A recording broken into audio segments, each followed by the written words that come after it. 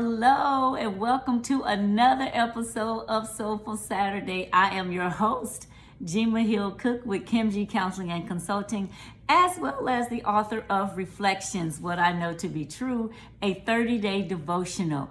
Thank you so much once again for being with me on this wonderful day. Please continue to follow me on all things social at Kimji for the Soul. That's KIMJE, the number 4, thesoul.com. I am Kimji for the Soul on TikTok, on Instagram, on my YouTube channel, all things. And if you have questions, please continue to send those to me at Jema, Jema, at KimGfortheSoul.com. Thank you so much for those of you that have already reached out, for those of you that have already contacted me and sent me questions about things and just said thank you for the work that I was doing. I sure do appreciate that. I do not take it for granted. So thank you for that. I will also at the end talk a little bit about the grief group that will be starting on August the 15th from 11:30 to 1 o'clock p.m. So please stay tuned for that as we talk a little bit more about that. Today we are going to continue to talk about grief. And last week we talked a little bit about what grief is and what it's not. And I reminded you that you're not broken and that you don't need fixing just because you might be grieving, right? One of the things I did want to make mention of as we're talking about grief is the difference between grieving and mourning. And you know, grieving is what happens on the inside of us. Mourning is what we do on the outside. So we have that internal work that we're having to figure out, right? And sometimes our grief shows up outside, but for the most part, grief is an internal journey that we're trying to figure out. And as we are on the journey, there's so many things that happen. Last week, I talked about the different types of grief, and that grief isn't just about loss of life, but also loss of opportunity, loss of access, loss of innocence, loss in relationships. And relationships might end by way of a divorce or a breakup, or a friend moves away. So there's so many ways that we grieve and so many things that we grieve about. A lot of times we don't know that we're grieving because we've never been told we could grieve that. For a person who lost their innocence and their innocence was taken from them, they may have been told to get over it. They may not have even ever been told to talk about it. I had an opportunity to talk about it. And yet that thing continues to show up in their life in so many different ways because they've never given it the space and the time to acknowledge that it happened and then to grieve from it happening. So there's so many ways in which we grieve that we haven't really given it the right attention, and it shows up in our lives in so many different kinds of ways. In my book, Reflections, What I Know to Be True, I dedicate a whole day to grief, and it's called Day 4, When Death Comes Calling. What's interesting about this particular day is as I was writing the book, I had already lost 2 siblings back to back. And as I was writing and finishing the editing, I lost another sibling. So in a span of 3 years, I lost 3 siblings back to back. Okay. And so I had to go back to When Death Comes Calling and put the 3rd sibling in this particular day, this particular chapter. And what I found is that they all died differently, and I grieved them differently because I had a different relationship with each of them. As did my siblings that are still with me. We all grieved them differently because of our relationship with them. And that's something I want you to take a look at and to think about, is that we do not all grieve the same. And grief shows up for us individually, however it shows up for us. And even if it's a sibling that we've both lost, I will grieve that sibling differently because my relationship will be different than what yours was. And so that's why I say there's no right or wrong way to grieve. that there's no timeline on grief, that there is no prescription on how to deal with it. What we learn how to do with our thoughts, feelings, and emotions most of the time is I'm hoping to teach you how to just manage those things a little bit better, because we're always grieving, right? Every birthday, I think of my brothers and my sister that I've lost. Especially one of my brothers around football season, college football season, that was our time. We shared that together. So every year when it's time to kick off for college football, I have a moment. Sometimes that moment is a tear. Sometimes that moment is just silence, where I'm just thinking of our last conversation. Excuse me, he went to Pittsburgh State in Kansas, and I went to the University of Oklahoma. So he always had something to say about my Sooners, right? Good, bad, or indifferent. And so every year, as the football season kicks off, as we're about to go into it now, I have that moment. I have that memory of him. And what I can tell you is that as the time has gone on, the memories are a little different. But in the beginning, it was hard for me to even think about what our last conversation was. Well, now it's a little bit easier, and I see him in a different way now. So I'm still managing the grief that I have around the loss of my brother. So what I want you to know is that it will take time, and it looks different. There's not an easy fix to this, and it's not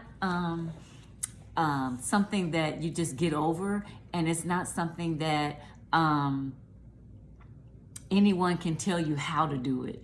Even me, I'm not trying to tell you how to do it. I'm just trying to show you some different ways or some things that you can consider, and even help you acknowledge that maybe the things I've been dealing with all this time, undercurrent of that is me dealing with some grief. That might be what my main issue is, okay? So one of the things I do want to say today, last week I mentioned about the different types of grief, and that we would spend some little bit of time talking about those. And there's several. The ones I want to talk about first is there's one called delayed grief. There's several different types. One is called delayed grief, where you don't feel it in the moment, because a lot of other things are going on, and so you can't really grieve what's happening, and so you don't really absorb the loss in that moment. Another type of grief is anticipatory grief. Anticipatory grief is that grief that happens before the loss actually happens. So you're already grieving before it happens. For instance, you have a sibling. My sibling, the last one that passed, was on life support. And so as a family, we had to make the decision on what to do. And so leading up to the moment, leading up to the decision, and leading up until it actually happened, grief was going on. And we may not have known that that's what, I didn't know at that time, that's what was going on with me. I'll speak for me. I don't know about my siblings or anyone, but I didn't know that that was even such a thing, to have anticipatory grief. The idea that my life is going to be different now. So I am anticipating what I'm not going to be able to do. For a person that may have gotten a terminal diagnosis, or for a person who may have had to have some kind of surgery that now limits their ability to do the things that they used to do. Prior to the surgery, they may begin to feel that anticipatory grief. For the family member that is ill and might be facing dementia or some other kind of long-term illness, we often go through the phase of wondering, is tonight the night, right? And so it's that anticipatory grief that comes before the actual loss, before the death happens. And then there's another one called secondary loss. And that's the loss that's connected to. So not only did I lose the person, now I lost everything that they gave me, right? All the things that we can no longer do together. That was the one person that I could do X, Y, and Z with, and I can't do that with anymore. So not only did I lose them, but I lost another part of me, that extension of me, of the things that we were doing together. Then there's another one called complicated grief. And complicated grief is when we have these painful emotions, but they're so severe and is so connected to trauma that we have trouble getting back to a place of where we can function. And so that's when the grief just overwhelms us, where we cannot get out of bed, we don't want to eat, we don't want to talk to people, we don't want to be. It might even show up as, I don't even want to be here anymore, because of the loss, because of the complex and complicated loss that I'm experiencing. And so I want to pause here and remind you that if you are experiencing any of these and you need additional help, please seek it out. As I stated, I am here in the state of Texas, but if you're anywhere else around the country and you're needing someone to talk to, please reach out. I know a lot of different churches are now having grief support groups and things of that nature, so you might reach out to find someone that can help you work through some of this, okay? I want to tell you, for one thing, as a certified grief educator, you're not alone in this. There are those of us out here that are here to help you navigate these new waters you find yourself in, because you've never been here before. And what I'll say about never been here before, even if you've had a loss, losing my first sibling was hard because she was the first. It didn't get any easier when I lost the second one the next year. And it didn't get any easier when I lost the third one the next year, right? So it doesn't, you don't just get used to loss. You don't just get used to grieving. And it just doesn't just go away. Oh, you'll be fine. And you'll hear people say you should be over that by now. And just remind them you'll be over it when you're over it, okay? You are not on anybody's time schedule. And we all handle things differently. And it all is relationship based. Some people, as I stated with the complicated grief, it takes them completely out of who they are. And so a struggle to get back to some sense of normalcy. What I want you to know more than anything, as we're talking about these different types of grief, is that this is normal.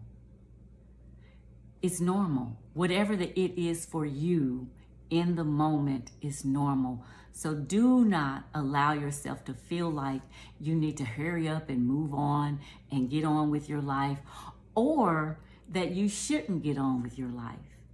Because that's another thing that comes up, is that survivor's guilt. Sometimes I shouldn't be happy. I shouldn't continue to live my life because this person is no longer here with me. And, you know, it takes time to get used to being okay with living again. That doesn't happen easy either, and it looks different for everybody, and there's no prescription of what that's gonna look like.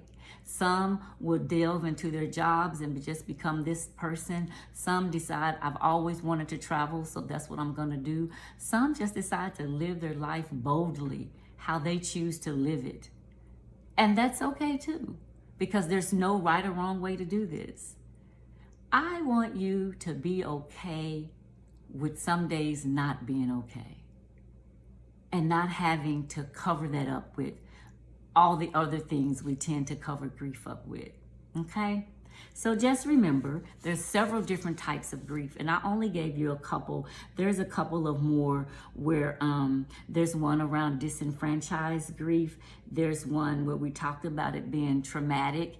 That kind of goes along with the complicated one. But I also want you to remember the part about the difference between grieving and mourning. Grieving is that internal thing, and mourning is the external part of what people see, right?